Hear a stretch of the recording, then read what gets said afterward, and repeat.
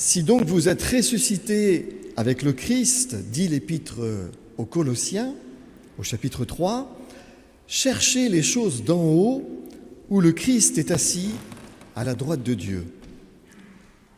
Pour l'auteur, qui est un disciple de Paul, écrivant en son nom, la foi en la résurrection et l'élévation du Christ à la droite de Dieu ne relève pas du dogme, de l'article du credo, mais cette foi en la résurrection du Christ et son élévation à la droite de Dieu relève pour le chrétien de l'espérance. C'est même le fondement de l'espérance chrétienne. Mais c'est aussi, vous le remarquerez dans ce texte de Colossiens 3, le fondement et le moteur de ce que les théologiens appellent la sanctification. Ce que Dieu veut, dit l'apôtre Paul dans 1 Thessaloniciens chapitre 4, ce que Dieu veut, c'est votre sanctification. Regardons ensemble de quoi il est question et comment le thème de la sanctification est lié au thème de l'ascension. Le récit de l'ascension de Jésus ne se trouve que dans l'Évangile selon Luc et au début du livre des Actes, qui est rédigé par le même auteur. Il s'agit de deux petites narrations qui entendent illustrer la foi des premiers chrétiens, selon laquelle Jésus s'est assis à la droite de Dieu. Cette foi en l'ascension de Jésus à la droite de Dieu, qui se retrouve dans une vingtaine de versets du Nouveau Testament, ne constitue pas, je l'ai dit, un article du credo uniquement, ni même le dernier chapitre des récits des apparitions du vivant de Pâques, ou leur aboutissement logique. Mais cette ascension du Christ illustre et précise le concept de résurrection que Jésus a défendu dans sa dispute avec les Sadducéens.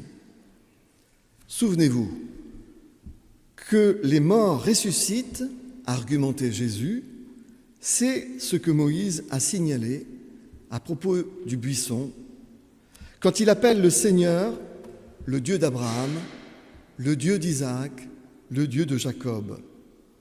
Or Dieu, conclut Jésus, n'est pas le Dieu des morts, mais des vivants, car pour lui tous sont vivants. Dieu n'est pas le Dieu des morts, mais des vivants. Telle est l'espérance que Jésus a prêchée, enseignée, disputée avec les Sadducéens. Et c'est cette prédication, cet enseignement, cette foi, cette espérance de Jésus que les récits de Pâques mettent en scène dans les évangiles. Et c'est toujours et encore cette prédication, cet enseignement, cette foi, cette espérance que représente l'ascension du Christ Jésus à la droite de Dieu. L'affirmation de Jésus « Dieu n'est pas le Dieu des morts, mais le Dieu des vivants » signifie qu'Abraham, Isaac, Jacob ne sont pas tombés dans le néant au moment de leur mort, mais qu'ils sont entrés dans la présence vivifiante et bienveillante de Dieu.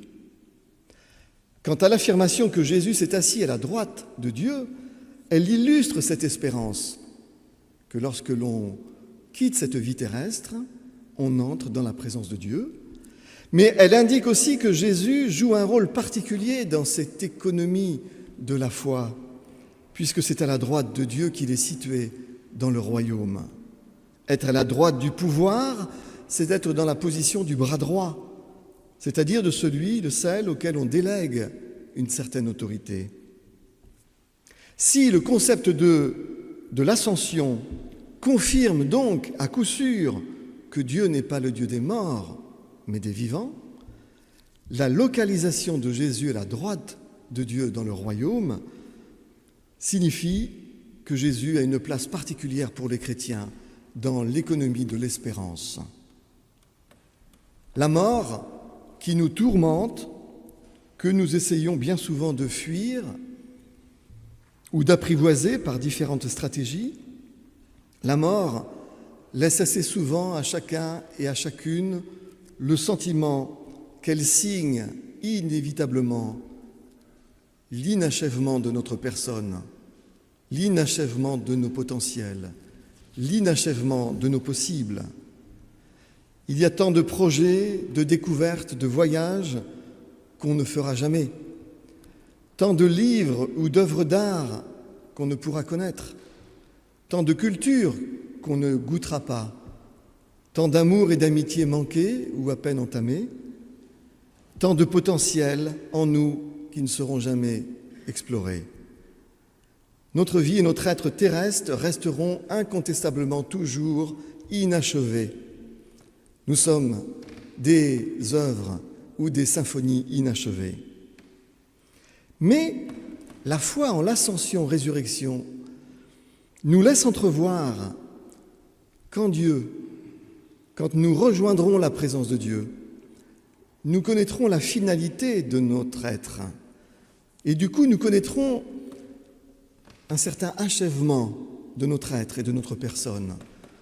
Au fond, l'inachèvement que nous ressentons quand nous pensons quitter ce monde terrestre, cet inachèvement devient achèvement dans la présence de Dieu, achèvement de notre personne, achèvement de notre être.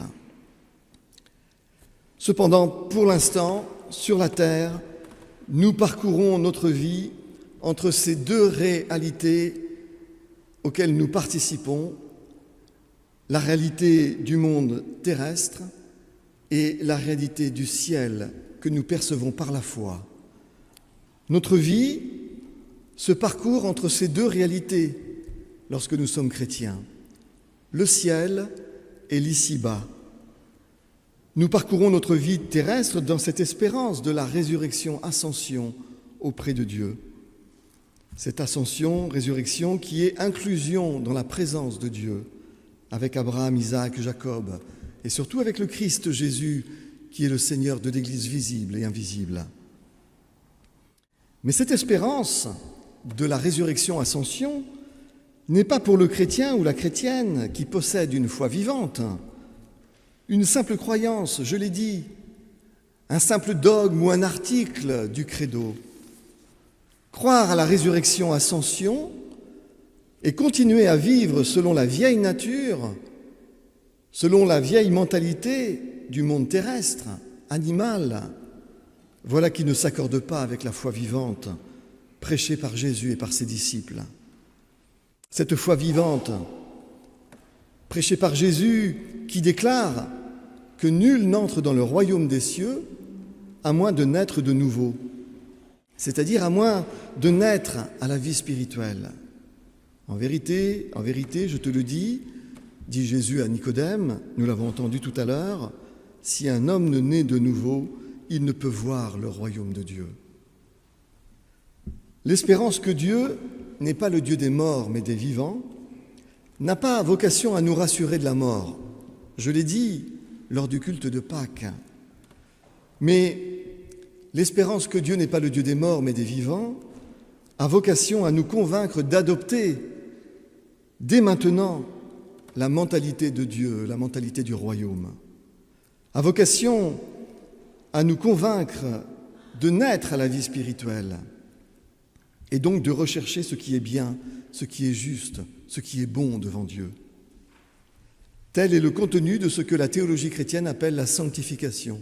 C'est un bien grand mot. Peut-être que déjà, dans votre parcours chrétien, vous avez buté sur ce mot de sanctification, le rangeant au grenier des choses qu'il faudra un jour investiguer. Eh bien, ce matin, nous entrons dans cette réflexion sur ce que c'est que cette sanctification dont nous parle Paul et ses disciples, dont nous parle Jésus et les apôtres. La sanctification, ce n'est pas de croire, comme dans l'imagerie populaire, que nous pouvons devenir des saints sur la terre. Mais il s'agit d'essayer de vivre dès maintenant selon la mentalité et l'éthique du royaume de Dieu.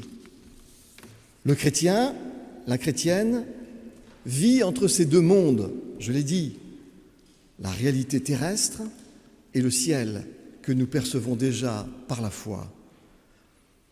Le chrétien, la chrétienne sont simul justus, simul peccator, disait Martin Luther, c'est-à-dire à la fois justifié par la foi, mais encore et toujours pécheur. La foi fait jaillir dans le chrétien, dans la chrétienne, une nouvelle dimension spirituelle, existentielle. C'est ce que Paul appelle la sanctification, la nouvelle nature que crée l'Esprit Saint en nous, que crée l'Évangile en nous, une nouvelle nature qui vient s'opposer à notre nature terrestre, animale. Naître de nouveau, naître à la vie spirituelle, implique de laisser grandir en soi la vie spirituelle, de laisser grandir en soi l'être nouveau que l'Évangile suscite et que l'Esprit Saint enfante, de donner plus de place en soi, en son esprit, dans ses valeurs, à la mentalité et à l'éthique du royaume que l'Évangile nous transmet. Dire que l'on est né de nouveau, participer au culte, à la scène, dire le Notre Père n'a aucune efficacité spirituelle si nous continuons à vivre selon la mentalité de la vieille nature, du vieil homme terrestre, animal. Ce que Dieu veut, dit l'apôtre Paul, c'est votre sanctification.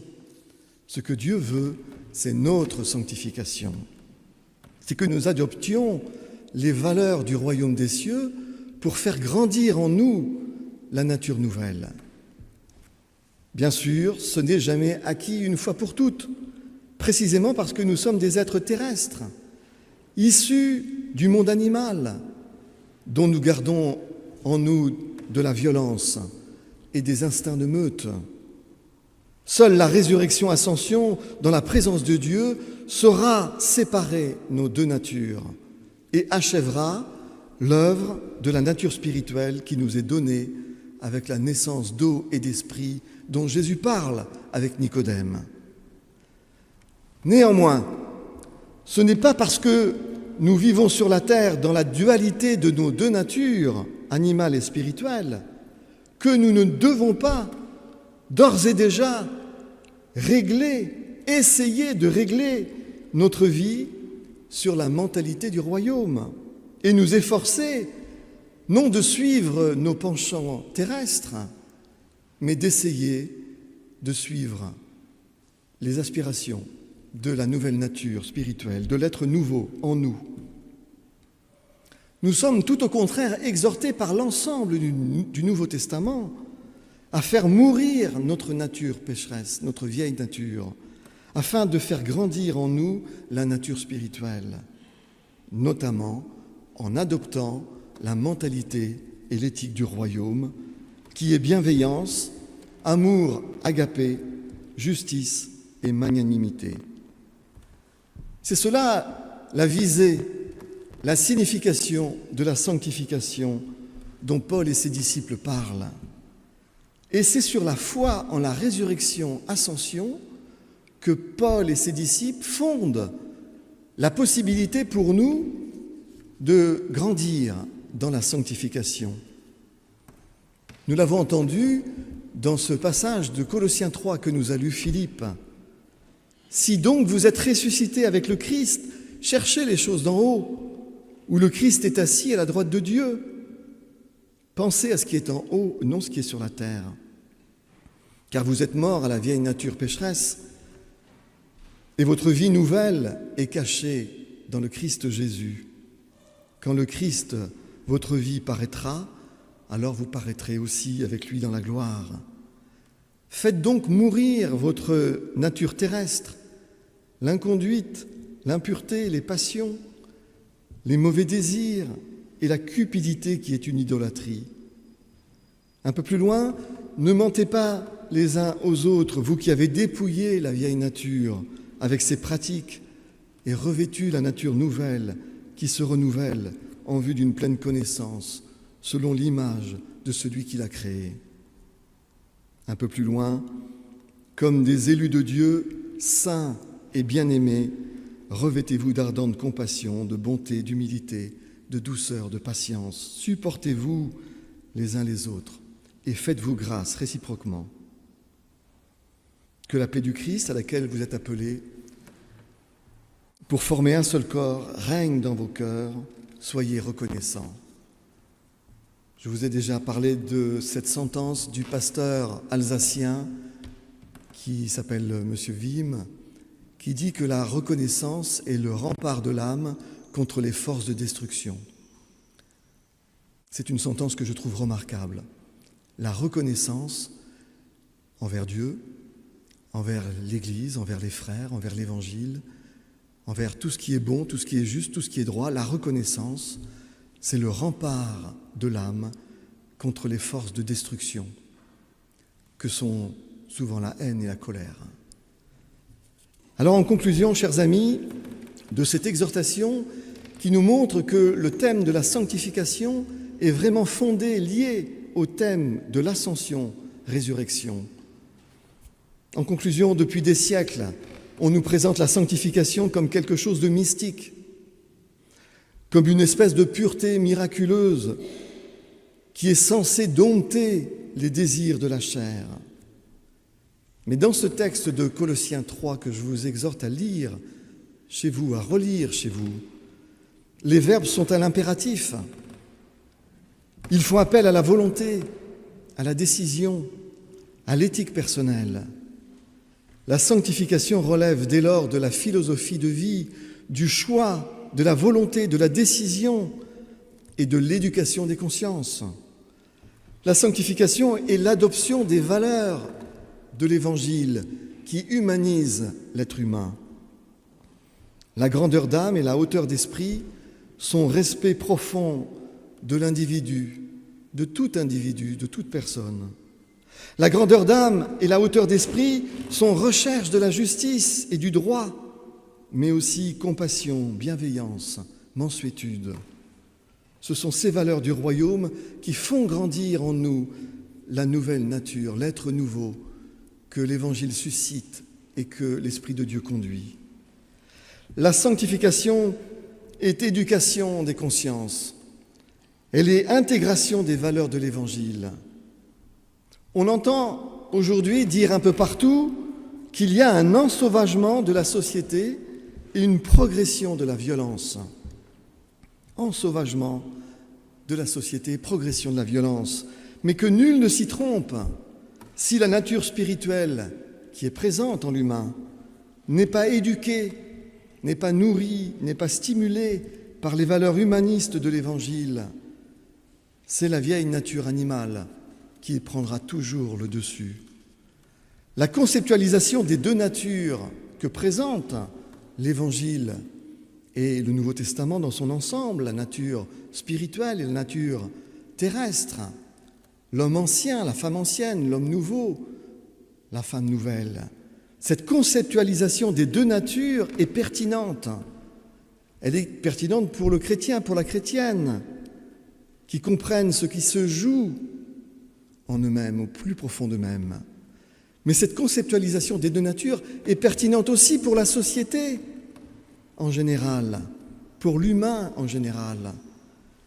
Il est évident que l'espérance de la foi en laquelle nous croyons que Dieu n'est pas le Dieu des morts, mais des vivants, est un puissant moteur pour nous faire progresser, pour nous décider à progresser dans la sanctification. Mais la sanctification étant meilleure pour toute société à l'ensauvagement, la conceptualisation des deux natures du Nouveau Testament est et reste pertinente aussi pour la société, pour notre société qui reconnaît qu'il y a un ensauvagement et une croissance de la violence. C'est à nous, chrétiens, de faire valoir que cette sanctification est bénéfique aussi pour la société. Évidemment, il ne s'agit pas seulement de le faire valoir, il faut aussi le vivre. Quelle serait notre crédibilité si nous n'étions pas en mesure de vivre cette sanctification à laquelle nous sommes invités, exhortés dans l'ensemble du Nouveau Testament? Il y va de notre crédibilité, mes frères et mes sœurs. Que Dieu nous soit en aide. Amen.